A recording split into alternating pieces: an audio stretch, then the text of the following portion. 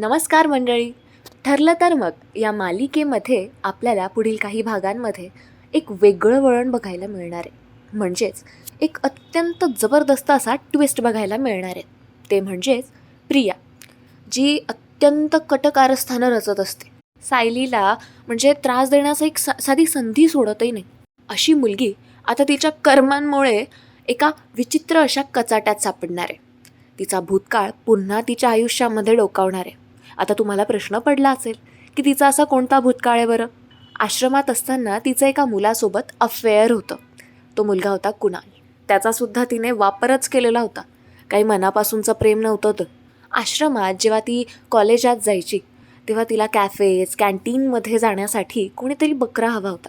आणि त्या बकऱ्यासाठीच किंवा त्या अशा तिच्या गरजा पूर्ण करण्यासाठीच तिने एक मुलगा पटवलेला होता.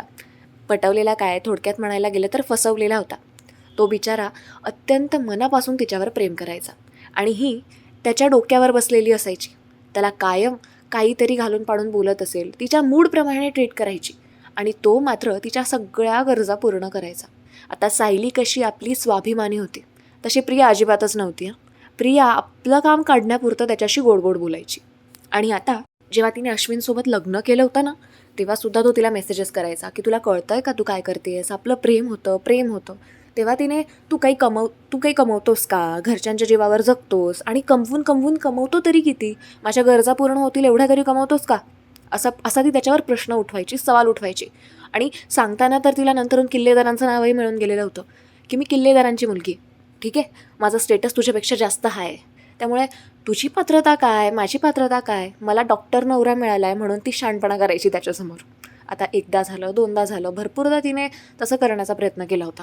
नंतरून गोड बोलून इमोशनल करून तिने त्याचा पत्ता कट केलेला होता. पण कुणालाही काही कमी नव्हता. त्याने प्रचंड धीराने काम घेतलं होतं.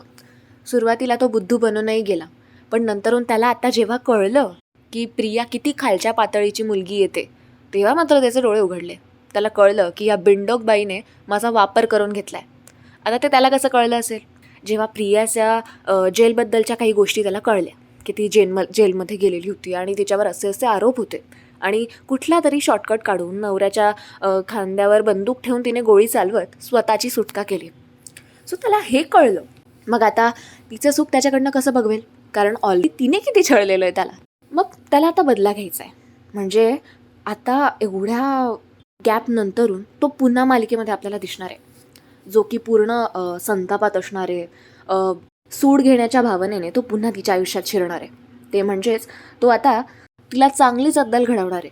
आता प्रिया ऑलरेडी इथे आहे तर कटकारस्थानं रचते आहे. अश्विनच्या डोक्यातून ती उतरत चाललेली आहे.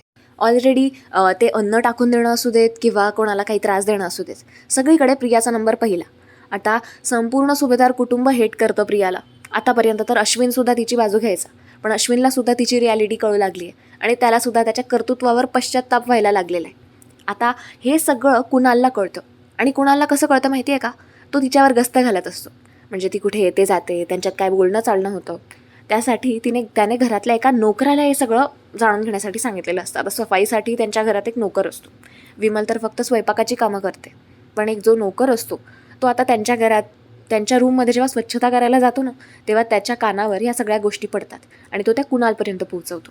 आता कुणालला असं वाटतं की लोहा गरम आहे, अभी हथोडा मार देना चाहिए. म्हणजे अश्विनच्या डोक्यातून तर ही उतरलेलीच आहे. मग अश्विनला आणखीन काही गोष्टी जर मी भरवल्या तर तो तिला घराच्या बाहेरच फेकेल, म्हणजे प्रिया रस्त्यावर येईल. अशा भावनेने आता तो अश्विनचे कान भरायचं ठरवतो कुणाल. आणि तो त्यांच्यासोबतचे जे फोटोज असतात ना, ते सगळे त्याला अश्विनला दाखवायचा निर्णय घेतो.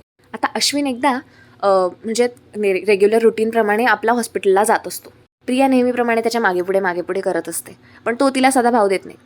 पण एकदा आता काय होतं माहिती आहे का, जर कुणाल एकदम समोर गेला तर त्याला त्याच्यावर विश्वास होणार नाही, म्हणजे अश्विनला त्याच्यावर विश्वास होणार नाही. म्हणून कुणाल जाणून बुजून स्वतःला जखम करून घेतो आणि हॉस्पिटलमध्ये जातो आणि अश्विन त्याचा उपचार करतो. कोइन्सिडेंटली योगायोगाने बरं झालं की अश्विन त्याचा इलाज करायला येतो. अश्विन त्याला विचारतो की तुम्ही काय करता, तुम्ही डिसेंट दिसता, असं कसं लागलं. आता डॉक्टर आपल्याशी बाकी इतर संवाद पण साधतात ना, सो तशा प्रकारे तो विचारतो अश्विन त्याला. आणि आता कुणाल त्याला सांगतो की असं असं झालं, मला गाडीने कट मारला आणि मला वाटलं नव्हतं की एवढी गंभीर जखम होईल, पण झाली. आता त्याचा इलाज करत असताना अश्विनबद्दल कुणाल विचारू लागतो. कुणाल विचारतो की तुम्ही कुठे राहता वगैरे वगैरे, मग तुम्ही मॅरिड आहात का वगैरे, अशा भरपूर गोष्टी तो त्याला विचारतो. आता अश्विन पण भावनेच्या भरात मैत्रीपूर्ण संबंध त्यांच्यात झालेले असतात म्हणून सगळं सांगू लागतो. आता अश्विन सांगता सांगताना बऱ्याच गोष्टी सांगून जातो आणि त्यांच्यात चांगली घट्ट मैत्री होते. आता बोलता कुणाल म्हणतो, चला बाबा चांगलं आहे तुमचं, तुमची लाईफ तर सेट आहे. नाहीतर मी तर अजूनही माझ्या प्रेयसीच्याच आठवणीमध्ये रमलेलो आहे. ती सोडून गेली मला, तिने लग्न करून घेतलं, पण अजूनही मी तिच्यावरून मूव्ह ऑनच होत नाही आहे.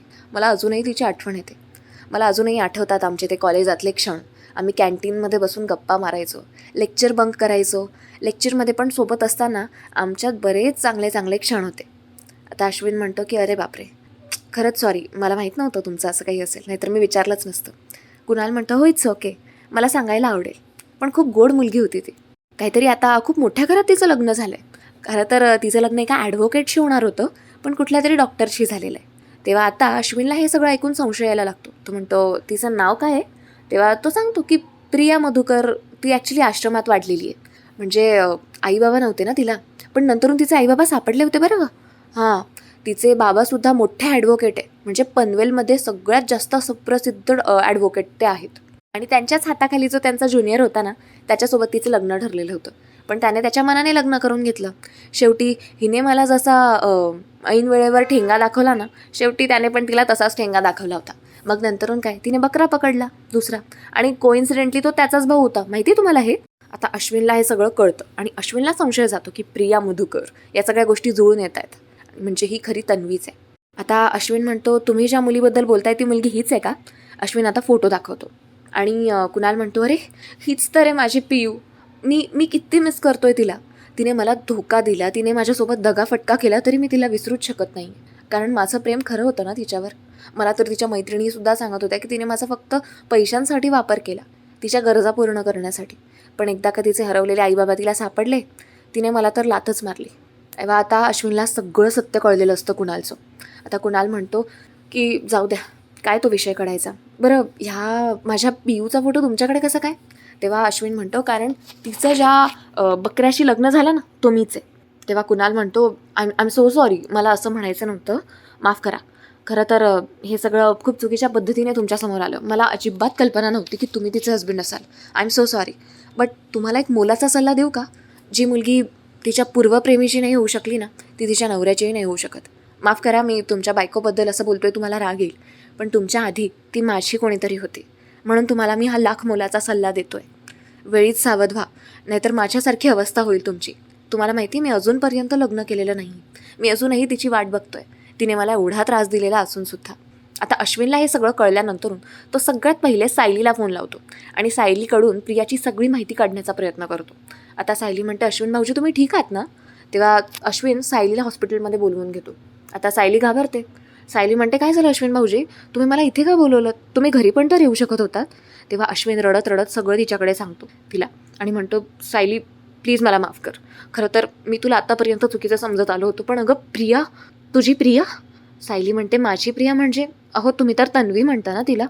तेव्हा तो म्हणतो, अगं तन्वी ही असं सगळं करेल मला असं कधी वाटलं नव्हतं गं. ती फक्त माझा वापर करण्यासाठी माझ्यासोबत आहे. तिने मला तिच्या भूतकाळाबद्दल काहीच नव्हतं सांगितलेलं. म्हणजे ती असं सांगायची की दादावर तिचं प्रेम होतं, पण नंतरून तिचं माझ्यावर प्रेम झालं. पण त्याही पूर्वी तिचा एक कुणाल नावाचा माणूस होता, तो माझा पेशंट होऊन आलेला होता आणि त्याने मला त्याच्या सगळ्या आठवणी सांगितल्या, त्यांचे जुनं फोटोज दाखवले, भरपूर काही गोष्टी तो सांगून गेला. आणि आता तर मला काय करू आणि काय नको असं होतं आहे. म्हणजे मी ज्याच्यावर जीवापाड प्रेम केलं, तिने फक्त माझा वापर केला. तेव्हा सायली म्हणते, अश्विन भाऊजी खरं तर हे मी तुम्हाला खूप आधीपासूनच सांगण्याचा प्रयत्न करत होती की जी मुलगी कोणाचीच होऊ शकत नाही ती तुमची तरी कशी होईल. पण आता सावरा स्वतःला. आता काय करायचं ठरवलं आहे तुम्ही? तेव्हा अश्विन म्हणतो, आता काय करायचं म्हणजे? आता मी तिला रितसर डिवोर्स देणार आहे आणि त्या घरातून सगळ्यात पहिले तिची हकालपट्टी करणार आहे. तिला काहीही हक्क नाही आहे त्या घरामध्ये राहण्याचा. मी आत्तापर्यंत तिच्यासाठी माझ्या आईबाबांशी भांडलो, माझ्या संपूर्ण कुटुंबाच्या विरुद्ध गेलो आणि ती मुलगी माझा असा वापर करते. माझे हे डोळे आधी का नाही उघडले? सायली प्लीज मला माफ कर. मला आत्ताच्या आत्ता घरी येऊन सगळ्यांची माफी मागायची आणि त्या प्रियाला धडा शिकवायचा आहे. चल माझ्याबरोबर, मला घेऊन चल. असं म्हणत आता ते दोघंही घरी जातात आणि घरी जो काय तमाशे होतात की म्हणजे विचारताच सोय नाही. प्रिया सगळीकडून कचाट्यात सापडलेली असते आणि सगळे तिला आता बोलतात अश्विन तिचं सगळं सत्य घरात सगळ्यांसमोर सांगतो आणि घरातून तिची फायनली हकालपट्टी होते. म्हणजे सुभेदार कुटुंब अगदी तिला लाथ मारून घराच्या बाहेर काढतं. अगदी अनपेक्षितरित्या प्रियाचा हा खेळ संपलेला आहे. पण पुढे आणखीन काही असं ट्विस्ट येऊ शकेल का? तुम्हाला काय वाटतं? कमेंट्समध्ये नक्की सांगा. आणि त्याचबरोबरीने तुम्हाला आजचा ट्विस्ट कसा वाटला हे सुद्धा कमेंट्समध्ये मेन्शन करायला विसरू नका. भेटूया असाच एक मजेदार ट्विस्ट घेऊन. धन्यवाद.